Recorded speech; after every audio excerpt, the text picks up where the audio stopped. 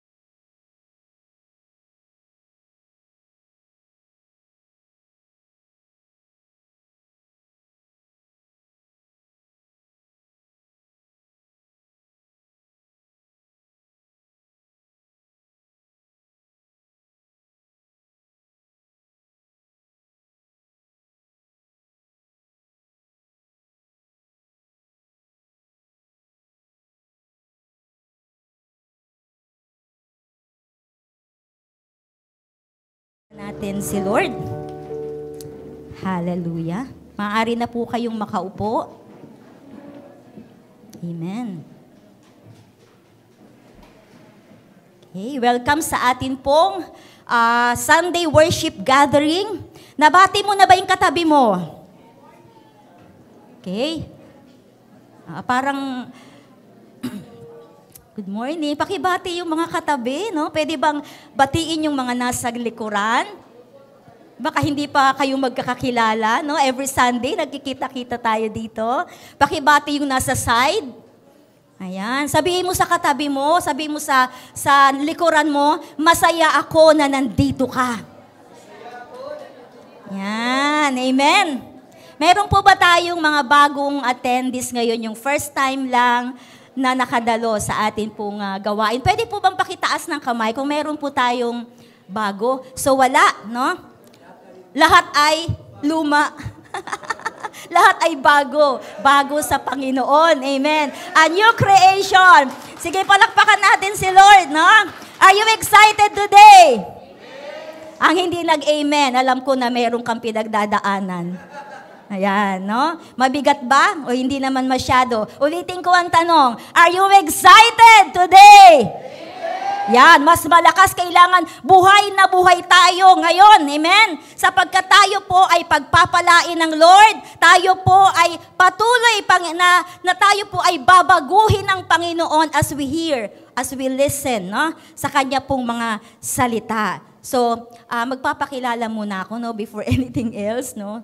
Siguro po naninibago kayo at ako'y nakatayo dito ngayon. So, I am Pastora Tess at this is my first time to stand here in the pulpit in a Sunday worship service. So, una sa lahat, nagpapasalamat ako sa Panginoon for the privilege. At pangalawa, sa ating senior pastor, Pastor Dan, for giving me this opportunity na makapag-share po sa inyo. And then, Pastor Derek, ayan, and Pastora Jana. Sila po yung mga katuwang ko sa pag-share po, pagbabahagi ng Word of God every Sunday and every soaking service. And I can say na ang paglilingkod po sa Panginoon is a combination of obedience and sacrifice. No?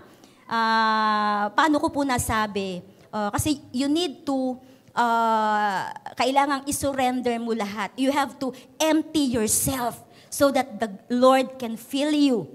Amen? Katulad din po ninyo na nandito ngayon, di ba? Every time na tayo po ay dumadalo sa mga worship gathering, nakikinig ng Word of God, meron tayong goal sa ating pagsamba. Amen? Hindi naman tayo pumupunta sa church na wala lang. Hindi po ba? Para masabi lang na present, we have a goal. At ang goal natin una-una para sambahin si Lord, para pasalamatan ng Panginoon. Amen? Yun ang to bless the Lord. Kasi naniniwala ako na pag na-bless si Lord, i-bless din niya tayo. Hindi po ba? Kaya sa umagang ito, hayaan natin na mapagpala tayo ng Panginoon. Who wants to be filled? Ayan. We have to empty ourselves so that the Lord can fill us. Sabihin mo sa katabi mo ngayon, makinig ka at huwag kang matutulog. No? Ito kasi ang oras ng antok. Hindi po ba? Anong oras na ba? Okay. Ito yung medyo nakapag-lunch ka na yung iba at medyo dinadalaw ka na ng antok na masarap matulog lalo na't umuulan. Pero thank God, humupa ang ulan kaninang madaling araw no po ay talagang malakas at hanggang umaga po. Sabi ko nga naku, biglang umulan pa. Pero thank you dahil tayo po ay muling pinagtipon ngayon. So sabi ko, huwag matutulog at makinig sa mensahe ng Diyos. Kasi meron pong 4 types of listener. No? Sabi dito, they listen but not interested. Sabihin mo, hindi ako yun. They listen but never comprehend. Nakikinig pero hindi nauunawaan o naiintindihan. Sabihin mo, hindi rin ako yun. No. Ang pangatlo, they listen but never apply what they have heard. Na? Nakikinig, pero pag uwi, wala na. Sabihin mo, hindi rin ako yan. Pero ito yung pang-apat. They listen and apply what they have heard. Ay, ako yan. Sabihin mo. Na, mahina ang ako yan. Siguro, hindi ina-apply. Sabihin mo, ako yan. Yan, okay. So, sino ang gusto ng improvement o ng pagbabago sa Panginoon? Yung gustong magpabago sa Lord, yung maganda gagawin ng Panginoon na mas maganda. O, di ba? Mas marami ang nag-amen na babae nung marinig ang maganda. Amen. Parang walang lalaking nag-amen. No? Gagawing mas maganda. Kung maganda na, gagawin pa ni Lord na mas maganda. Amen. So, okay lang kayo mga kalalakihan. Total naman ay hindi pa naman tapos ang June, lalo yung mga tatay, ay araw nyo pa rin po ngayon. Amen? So, lahat naman po tayo ay kaya pong i-develop ni Lord, baguhin ng Panginoon. Sabi mo sa katabi mo, mayroon pa palang pag-asa. No? Mayroon pa palang pag-asa. Kala ko wala na akong pag-asa. No? Pag si Lord ang gumawa at kumilos, tiyak yan na laging may pag-asa. Amen? And every time na tayo po ay may opportunity to worship the Lord, we long to have an encounter with Him. Diba? Sino yung umaasa ngayon na makakatagpo mo ang Panginoon? Amen? Mai-encounter mo si Lord. Kasi yan yung mga moment na tumatatak sa atin. No? Yung encounter with God na nagiging remarkable yan because that moment, God is doing, no? God is revealing, and God is changing something inside of you. No? Kaya sabi natin kanina, gusto nating magpabago. And I believe bawat isa po sa atin ay may karanasan, no? About our moments with God. Kaya nga po tayo naging Kristiyano dahil there was a moment in our life na na-encounter natin ang Panginoon. At ang moment na yan ay nag-iwan sa atin ng tatak o marka, no? It is like a scar that sometimes physical or spiritual na siyang bumago at patuloy pang nagbabago sa atin, nagbibigay ng pagbabago sa atin. At alam niyo po ba, most of the marks na iniiwan ng Panginoon sa atin came from a painful experiences. No? Diba, I will give you biblical examples kung paano yung mga character na ito sa Bible had a mark that affected their future and even the course of history para lubos po nating maintindihan na po. So dito, unahin natin si Cain. Sino dito ang kilala si Cain? No? Sabi dito, sa Genesis 4:15, "But the Lord said to him, Not so anyone who kills Cain will suffer vengeance 7 times over. Then the Lord put a mark on Cain so that no one who found him would kill him." So God put mark on Cain so that no one who found him would kill him. He was under divine protection, which was mercifully given to him by God. At the same time, a reminder doon sa kanyang kasalanan na gawa. So may binigyan siya ni Lord ng marka, tinatakan siya, no? Bilang paalala na sabi dito, sino mang nagbabalak na ikaw ay patayin, pag nakita yung marka na yun, no, hindi na siya papatayin. So, who else? Apostle Paul. In Galatians 6:17, "From now on, let no one cause me trouble, for I bear on my body the marks of Jesus." Huh? Paul bore on his body the marks of the Lord Jesus Christ, referring to the scars he received from persecution for preaching the gospel. So yan yung mga marka. The moment of encounter ni Paul, no? Sa atin pong Panginoon. Who else? Adam.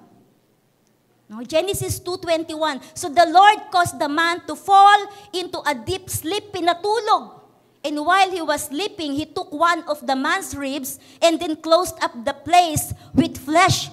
No? While Adam was asleep, God kinuha yung part ng isang ribs niya, and then ito ata yung unang-unang surgery na mababasa natin na po, na without anesthesia, pinatulog lang ng Panginoon. "And came the woman out of the ribs of a man." So yan yung mga marka, no, na nag-iwan, no, na merong effect ito, no, sa kanila pong buhay. Then Jesus Christ, no? Sabi dito sa John 20:27, "Then he said to Thomas, Put your finger here. See my hands? Reach out your hand and put it into my side. Stop doubting and believe." So yung mga marka na yon sa kanyang mga kamay at maging sa kanyang tagiliran is a reminder of his suffering and a proof of his resurrection. No? At ano yung kaugnayan ng mga binanggit natin ito sa message natin? There is a story in the Bible where a man wrestled with God and marked him by dislocating his hip, no? Pero ang tanong dito, is the man really wrestled with God, no? Is Jacob really wrestled with God, or is it God who wrestled with Jacob? Si Jacob ba talaga ang nakipagbuno sa Diyos, o ang Diyos ang nakipagbuno kay Jacob. Amen? So if you have your Bible, turn it to Genesis chapter 32, verse 22 up to 32. So medyo mahaba-haba ang atin pong babasahin po ngayon. So pwede nyo akong sabayan para hindi kayo antukin. Okay? 1, 2, 3, verse 22. That night, Jacob got up and took his 2 wives, his 2 female servants, and his 11 sons, and crossed the ford of the Habok. Habok means, related ito sa word na wrestle, no? After he had sent them across the stream, he sent over all his possessions. So Jacob was left alone, and a man wrestled with him till daybreak. When the man saw that he could not overpower him, he touched the socket of Jacob's hip, so that his hip was wrenched as he wrestled with the man. Then the man said, "Let me go, for it is daybreak." But Jacob replied, "I will not let you go unless you bless me." 27. The man asked him, "What is your name?" Jacob answered. Then the man said, "Your name will no longer be Jacob, but Israel, because you have struggled with God and with humans, and you have overcome." Jacob said, "Please tell me your name." But he replied, "Why do you ask my name?" Then he blessed him there. So Jacob called the place Peniel, saying, "It is because I saw God face to face." So Peniel means face to face, no? "And yet my life was spared." The sun rose above him as he passed Peniel, and he was limping. Siya yung napilay, si Jacob, because of his hip. Therefore, to this day, the Israelites do not eat the tendon attached to the socket of the hip, because the socket of Jacob's hip was touched near the tendon. Amen? This is the title, Winning by Losing. So a little background sa chapter na ito. Jacob is about to return, no, after 20 years na siya po ay umalis, no, sa piling ng kanyang pamilya dahil dun sa pangdarayang ginawa niya sa kanyang kapatid na si Esau at maging doon sa kanyang ama. So sa tagpong ito, sa binasa natin, he is about to meet Esau, no, yung kanyang kapatid. With intense fear and feeling of guilt na baka patayin sila. Kasi ang kasama niya doon yung kanyang 2 asawa, yung 11 sons, yung kanyang mga flocks, no? At yung mga kalalakihan na mga kasama po nila. Kinakabahan siya at takot siya na baka pag dumating na itong kanyang kapatid, pagpapatayin sila. Kasi may banta itong kanyang kapatid na papatayin itong si Jacob kapag ito ay kanyang nakita. So, ang kanyang ginawa ay he divided his group into 2 group, no? Yung kanyang mga kasamahan, hinati niya ito into 2 groups para ang sabi niya, para pag namatay man itong isang grupo, meron pang isang maiiwan. So, ganun yung scenario. And then he prayed to God for deliverance. He prayed to God to deliver him from Esau's anger. And he prepared a gift. Parang sinabi niya doon na, ito i-separate ko itong 550 na mga alaga niya para ito yung ipagkakaloob ko na regalo sa aking kapatid to appease Esau. Po. And then, for the whole night, no, hanggang yung kanya pong mga kasama, yung kanya asama, mga anak niya ay dinala niya doon sa kabilang side. And then he was left alone. Mag-isa lang siya. Pero until the whole night, no, mayroong nakipag-wrestle sa kanya. No?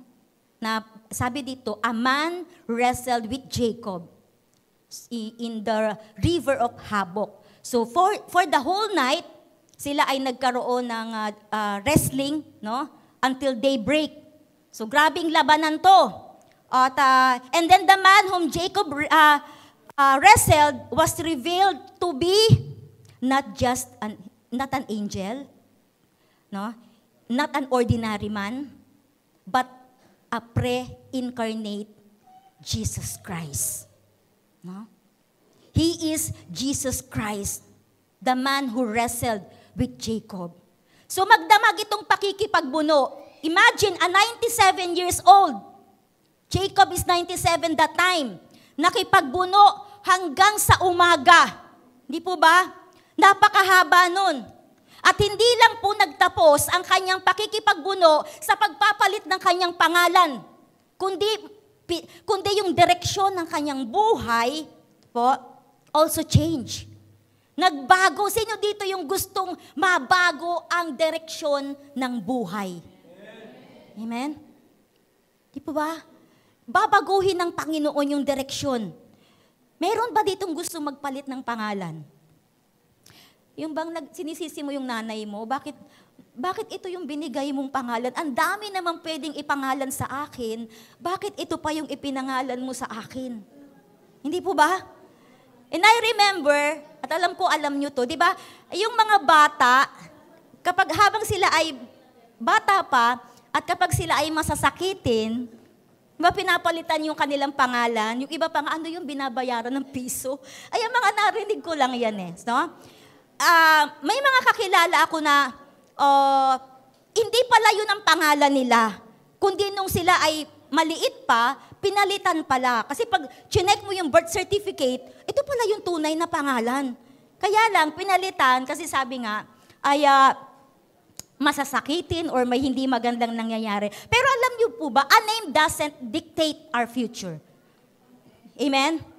Only God knows our future because, amen, our hands is, ang mga kamay, ang ating mga kamay, ang ating buhay at ang ating bukas ay nasa kamay ng Diyos. Amen? Only God can dictate our future. So sino ba si Jacob bago siya makipagbuno sa Panginoon? A man full of issues, weaknesses, deceiver, liar. He known for deception kasi dinaya niya yung kanyang ama, yung kanyang kapatid na nagpanggap na siya si Esau para makuha lang yung basbas. No? Sa pangalan pa lang, it means cheater, supplanter, liar, stealer, conniver. Yan si Jacob. Maliban sa mga to, hindi rin siya marunong maghintay sa timing ng Lord. At ako'y naniniwala, habang nakaupo ka dyan, nakaka-relate ka sa sinasabi ko. Amen? Nakaka-relate tayo, all of us. Meron tayong mga different issues sa buhay, no po, na may mga pagkakataon na nagagawa natin ito, yung mga wrong decisions in life, no? Katulad ng kay Jacob, na kailangan nating mabago. Magpabago sa Panginoon. At alam niyo po ba, bago natin makamit ang pagbabago, meron tayong mga phases na pinagdadaanan. Ito yung unang phase na pinagdadaanan po ng tao. A moment of crisis. Sabi mo nga, a moment of crisis. Yan. Sino yung nakaabot dito? Ba? Bago ka magkaroon ng positive pictures at makita mo yung pictures mo, kailangan mo ng negative. Amen? Kailangan mo ng negative. Sa buhay natin, ganyan. Bago natin makamit ang positive changes sa buhay natin, dadaan tayo sa mga negative things. Amen? Dadaan tayo sa mga bagay na mahirap para makamit natin ang positive result. Amen? Genesis 32, 6-7. When the messengers returned to Jacob, they said, "We went to your brother Esau, and now he is coming to meet you. And 400 men are with him." Di mas lalong nangatal. No? Kasi yung kanyang mga sinugo na papuntahin kay Esau, bumalik at ang sabi, ayan na, paparating na yung iyong kapatid. No? Ay di lalong natakot itong si Jacob. Sabi niya, in great fear and distress, Jacob divided the people who were with him into 2 groups, and the flocks and herds and camels as well. So full of guilt at takot, no? He wanted to reconcile with Esau. At itong si Esau nga papunta na sa kanya. Sino nga ba ang hindi matatakot? May pagbabanta yung kanyang kapatid na siya ay papatayin. Hindi po ba? Bago mamatay or after na mamatay si Isaac, no, yung kanilang ama, sabi niya, pag nakita ko tong si Jacob, papatayin ko siya. Kaya lang, mayroong konsentidorang nanay.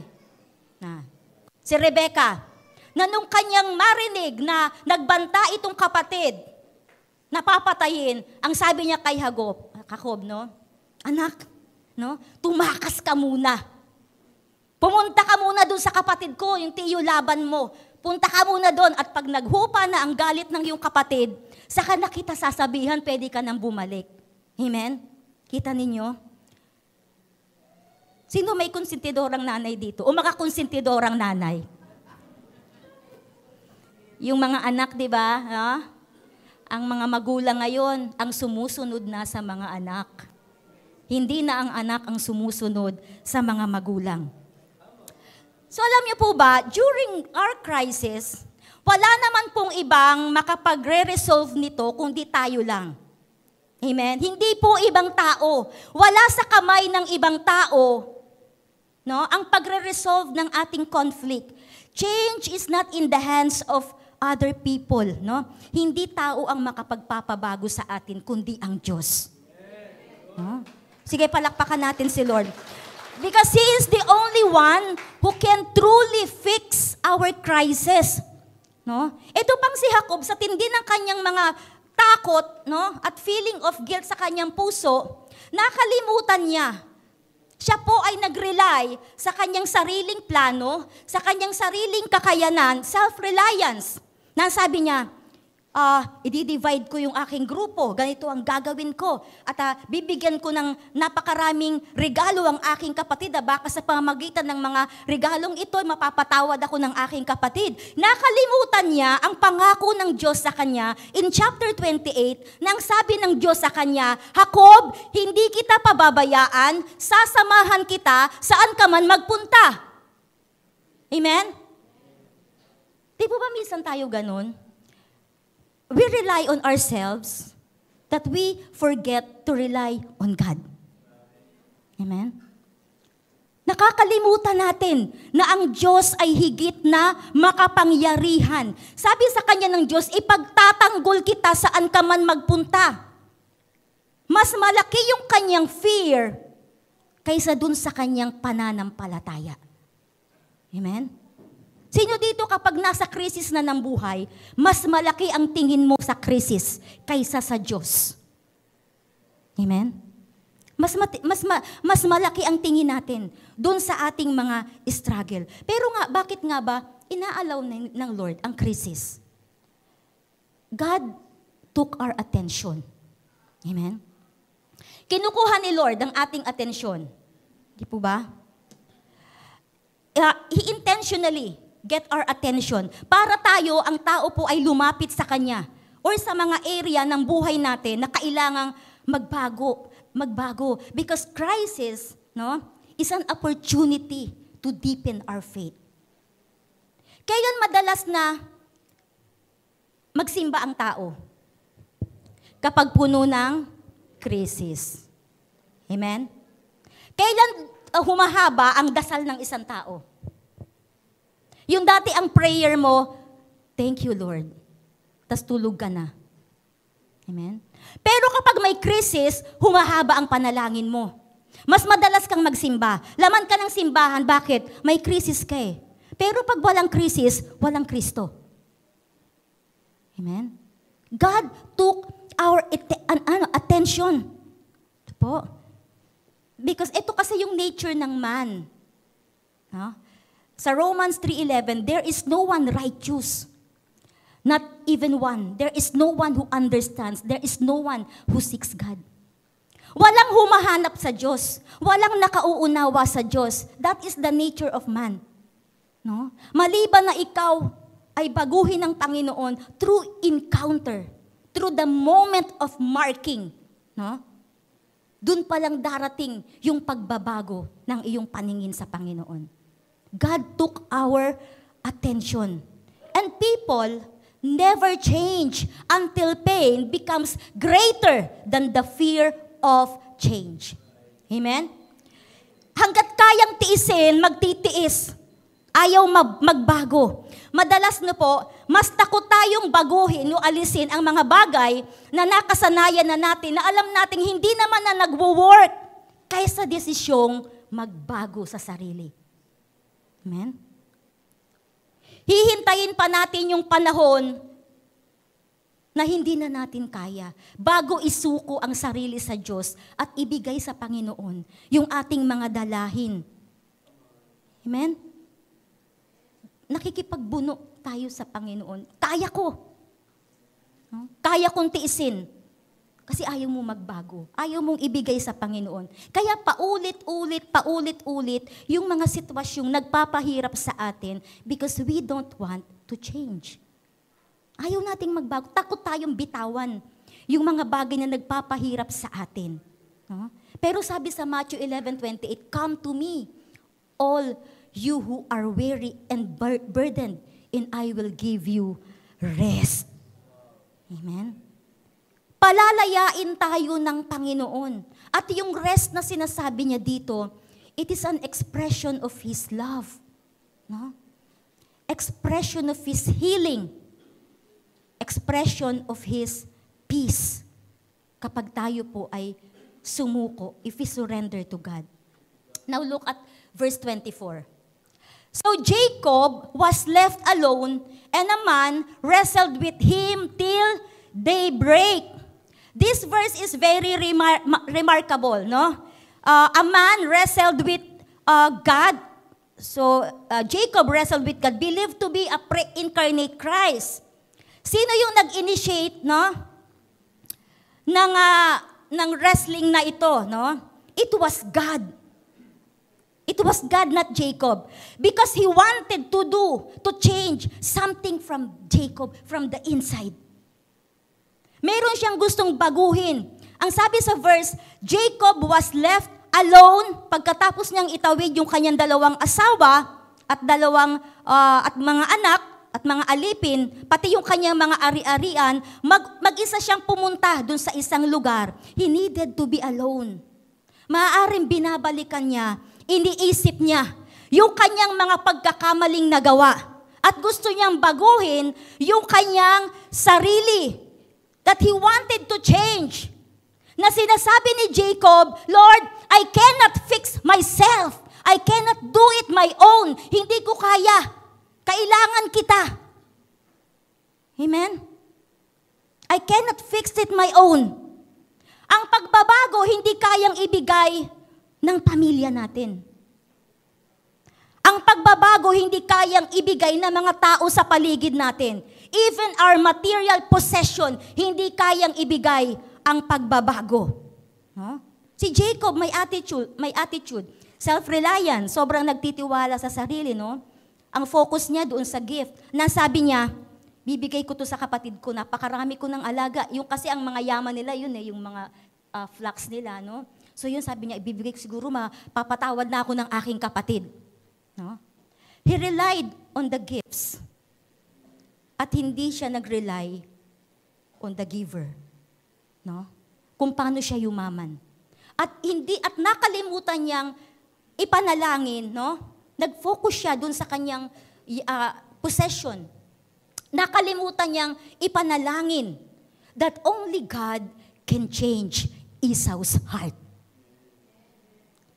Ang Diyos lang ang may kapangyarihang magpabago sa puso ng kanyang kapatid. Hindi yung mga gift, hindi yung mga possession na ino-offer niya sa kanyang kapatid, no po? Kundi only God. Ito yung nakalimutan niya. No? Yung pagtitiwala sa Diyos. A moment of crisis, then a moment of commitment and persistence. Di po ba?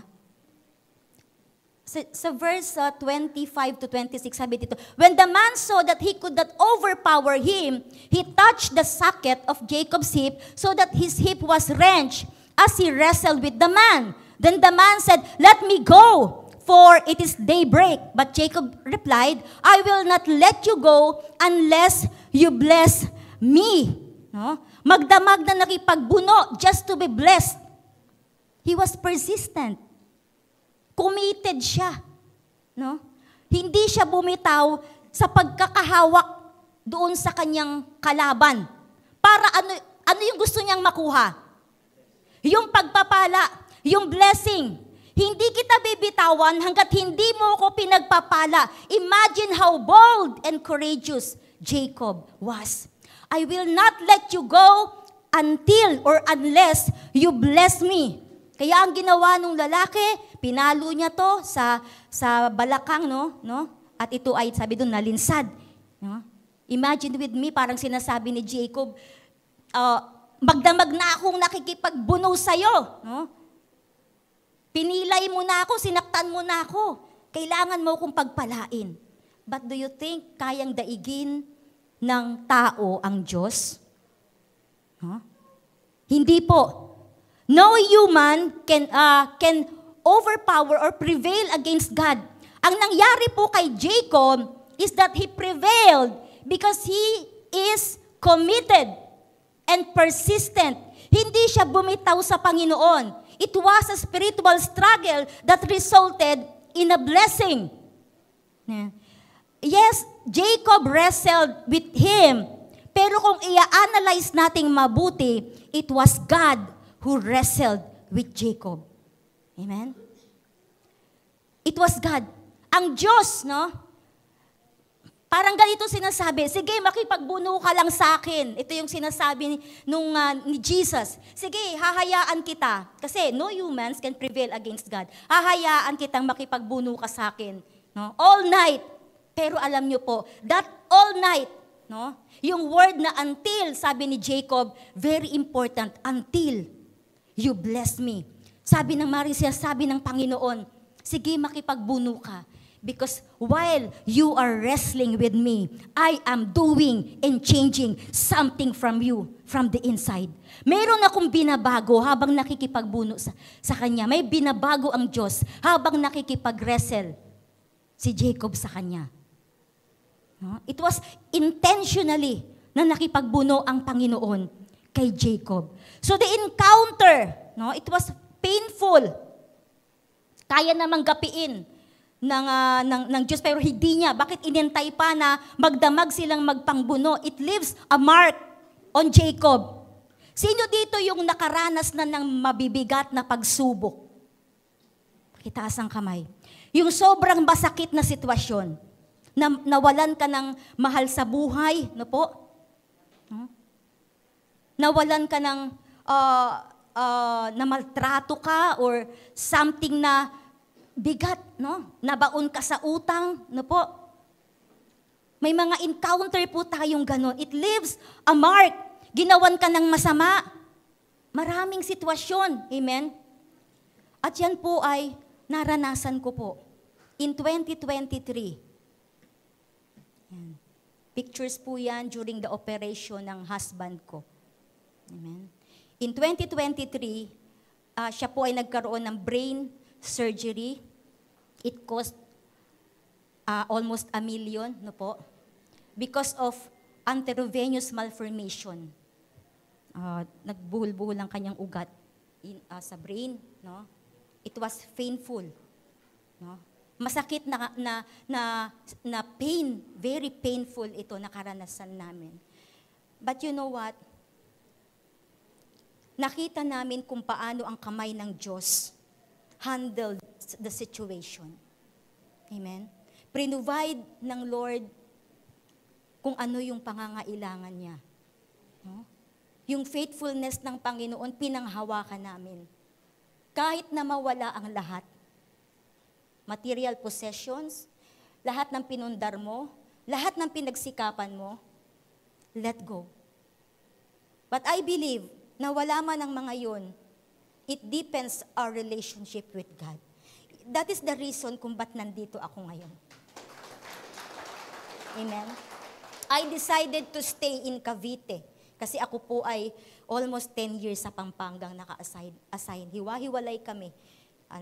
Nasa barko siya, yung mga anak ko naglilingkod sa ibang church, ako nagsiserve sa Pampanga. And I know hindi yun ang plano ng Panginoon. At meron siyang masigit na maganda gagawin. At hanggang sa ngayon, I believe, pinangahawakan ko na we are still on process. Amen? Lahat tayo, we are still on process. Pinaprocess tayo ng Panginoon. Pero ang sabi ni Jacob, kung merong mga mananampalataya na kapag dumadanas sa ganitong mga sitwasyon, they quit. They give up. Pero si Jacob, anong sabi niya? I will never let you go until you bless me. Hindi kita bibitawan hanggat hindi mo ako pinagpapala. Amen? Kasi that pain, yung sakit na nararanasan natin, yung hirap na nararanasan natin, He can turn it into a blessing. Amen? Maaaring gawin ng Diyos na pagpapala ito sa buhay natin. Hindi natin alam. Di ba? Masakit, very painful ang situation. No? Kung meron man dito na may mahihirap na sitwasyon, Jacob never quits. Huwag tayong mag-quit. Huwag tayong mag-give up. Sabi dito, until this pain, this struggle, turn it into a blessing. Amen? Maging pagpapala ito. Kasi yung moment na tayo po ay minamarkahan ng Panginoon na parang scar siya, no? Magulo ang pamilya mo, hindi kayo magkasundo ng asawa mo. Don't give up. I will never give up until the Lord bless my family. Amen? Palakpakan natin si Lord.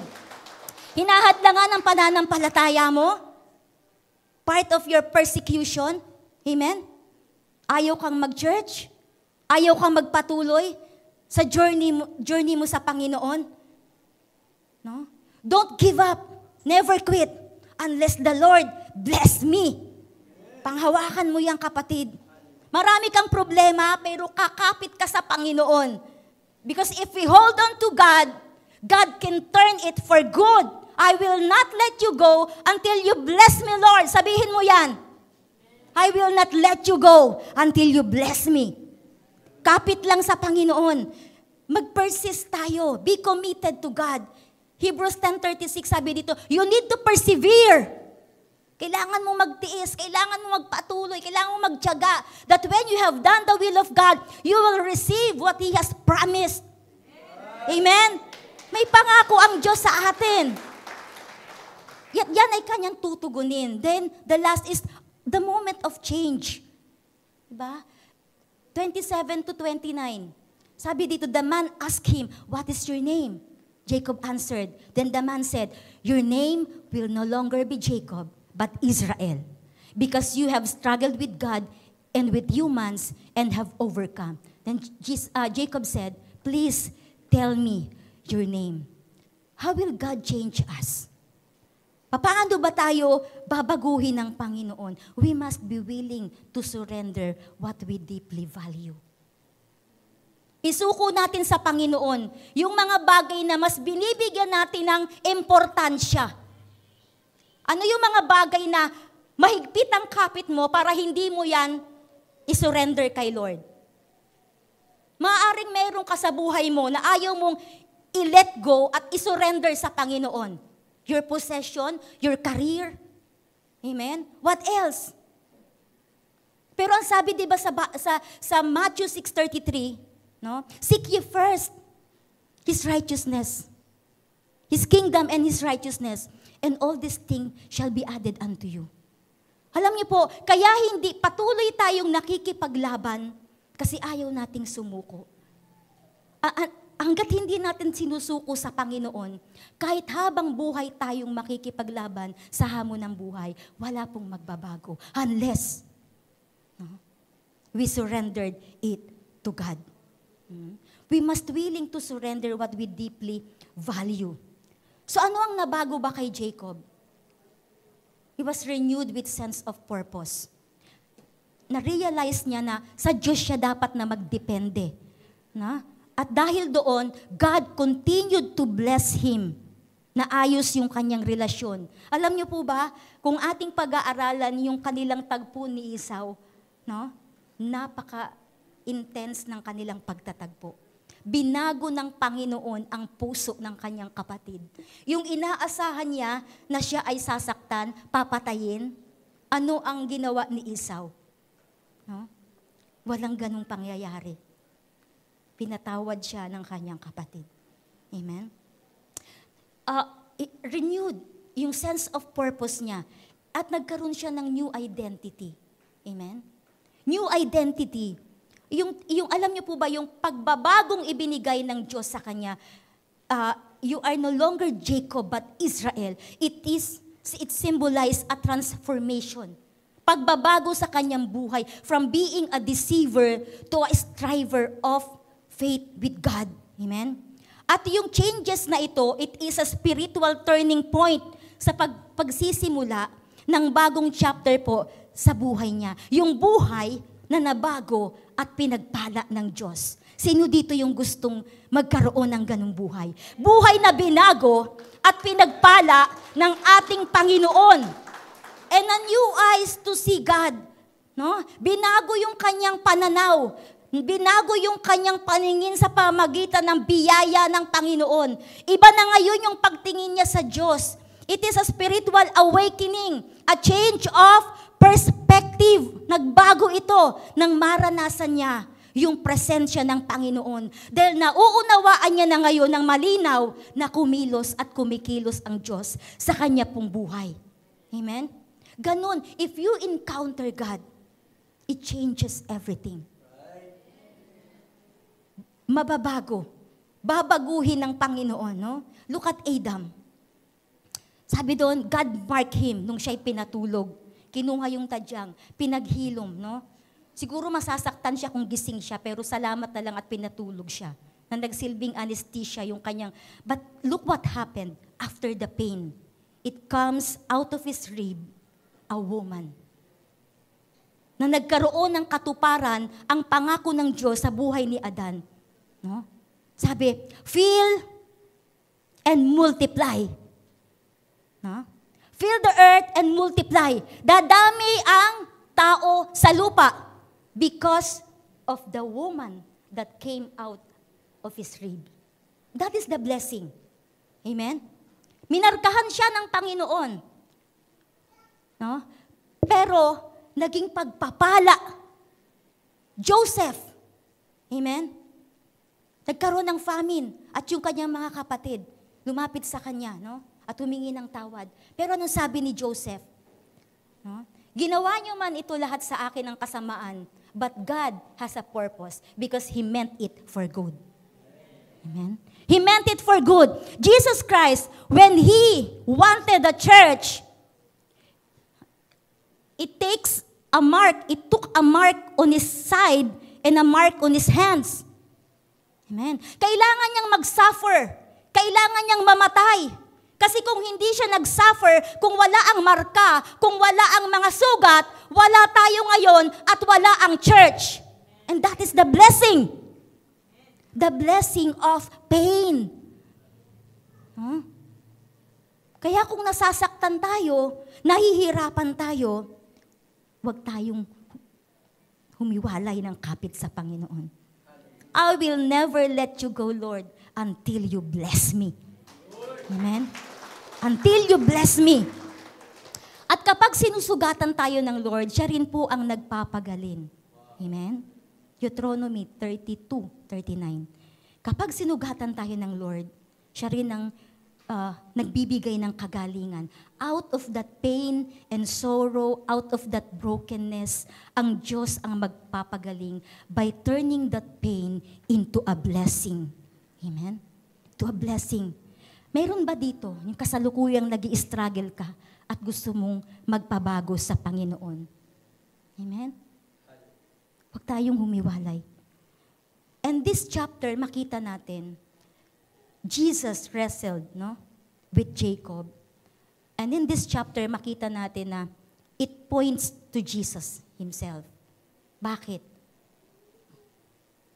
Sabi dito, just as God promised His presence with Jacob, Jesus promised His presence with His people.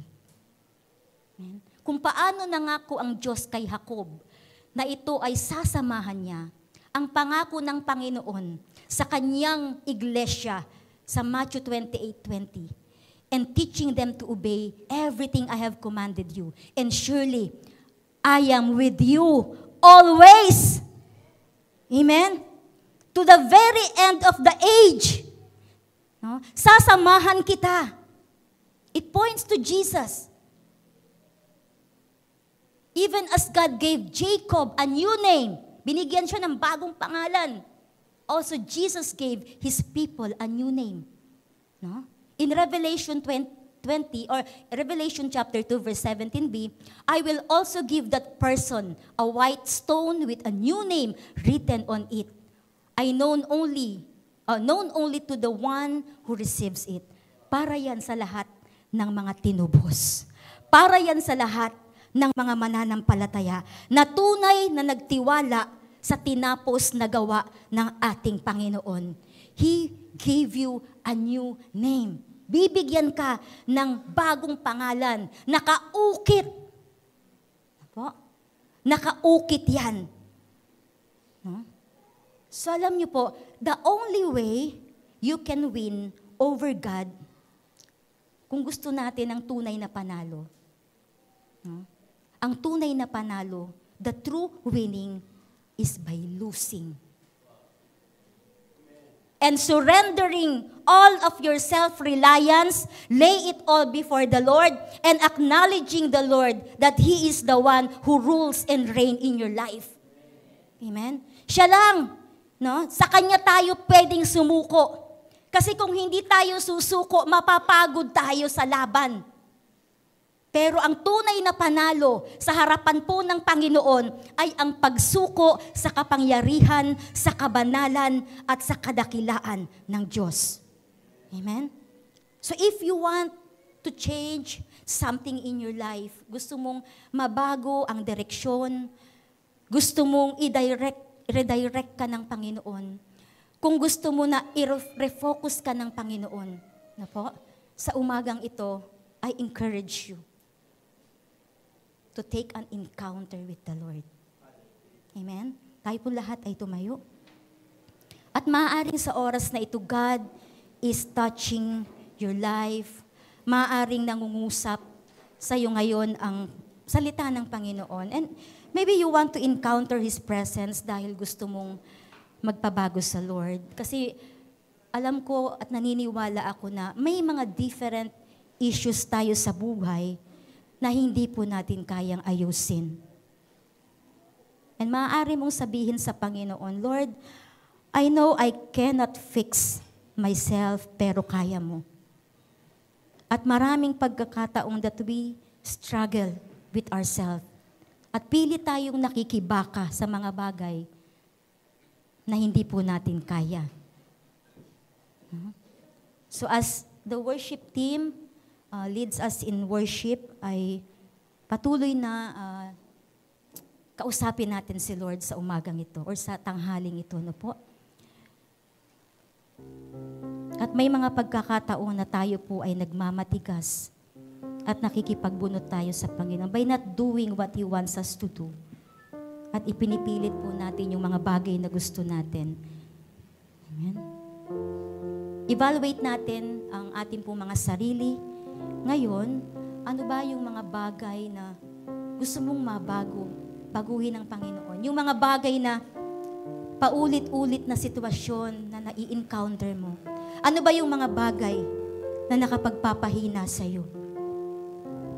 Ano ba yung mga bagay na nakakapag-distract para yung commitment natin sa Lord at yung persistent natin sa Panginoon ay magpatuloy? At mayroon bang mga laban na hindi po natin naipanalo? Baka hindi natin isinama ang Panginoon. So today, bigyan natin ng pagkakataon ng mga sarili natin to reflect, to redirect and refocus. Kumustahin natin yung ating relasyon sa Diyos. Baka may kailangang ayusin, baka may kailangang baguhin, baka may kailangang i-fix ang Panginoon sa buhay mo. Hingin mo sa Lord, that the Lord would redirect us. sa buhay mo, bitawan yung mga bagay na maaring hindi na po nagwo-work at paulit-ulit na nararanasan natin. Hingin natin sa Panginoon that bigyan tayo ng bagong direction, for only Him directs our steps. Only Him. Tanging ang Panginoon lamang. Pasuri tayo sa Panginoon. Maybe our attention ay wala na sa Kanya, kundi nasa ibang bagay. Maaaring nakatuon tayo sa ating mga ability, nakatuon tayo sa ating mga bagay na nas possession na po. Maaaring iba na ang ating tuon at hindi na sa Panginoon. So sa oras na ito, hayaan natin that this moment, we would have an encounter with the living God in His presence. No? As the psalmist says, the righteous cry out, and the Lord hears and delivers them out of trouble. Hallelujah. Yes, you are worthy, Lord. You are worthy to be praised. Today, all the honor is yours, Panginoon. All the praise is yours, Lord. All the glory is yours. And everything that we are is yours, Panginoon. Hallelujah. And you can come to the altar at panalangin po tayo ng ating mga pastor. Take this moment to encounter God and you renew your spirit, revive. We need your redirection, Lord. We need, hallelujah, to fix our focus on you, Panginoon. We need to change from the inside. Patawarin mo kami, Lord, na nagre-rely kami madalas sa aming mga kakayanan. That we never allow our faith to move in our lives so that we can see you bigger than our crisis, bigger than our fear, bigger than our guilt. Makita ka namin na higit kang malaki at higit kang makapangyarihan. Giving is part of worshiping. To all who desire to give, you may give your tithes and offering through online bank transaction. Details are provided below.